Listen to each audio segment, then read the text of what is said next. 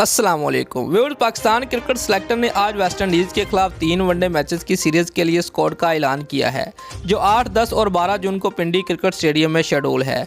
चूँकि ये series बायोस्कोर bubble में नहीं खेली जाएगी, इसलिए सेलेक्टर ने ऑस्ट्रेलिया के खिलाफ होम वनडे सीरीज़ के लिए 21 खिलाड़ियों पर मुश्तमिल स्क्वाड को कम करके 16 खिलाड़ी करने का फैसला किया है।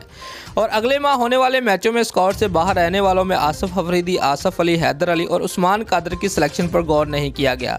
साउथ शकील की साइनोसाइटिस की सर्जरी होने वाली है। बाबर आजम टीम की क़यादत जारी रखेंगे, जबकि शादाब खान, जो इंजरी के बाद ऑस्ट्रेलिया के वनडे मैचेस से बाहर हो गए थे, नायब कप्तान के तौर पर वापस आए हैं।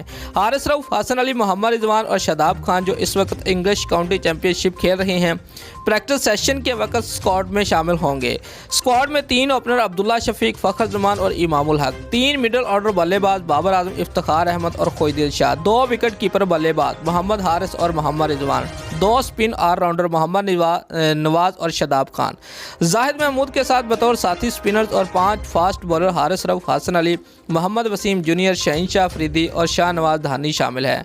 पाकिस्तान ने आईसीसी प्लेयर रैंकिंग के टॉप 15 में 3 बल्लेबाजों को सिलेक्ट किया है। कप्तान बाबर आजम पहली पोजीशन पर मौजूद है, तीसरे नंबर पर इमामुल हक और 12वें नंबर पर फ़खर जमान है। बॉलर्स में शहीनशाह अफरीदी रैंकिंग में 7वीं पोजीशन पर मौजूद हैं। दोस्तों, अगर आपको हमारी ये वीडियो अच्छी लगी है तो लाइक और कमेंट ज़रूर करें और हमारे चैनल को भी सब्सक्राइब करें। शुक्रिया।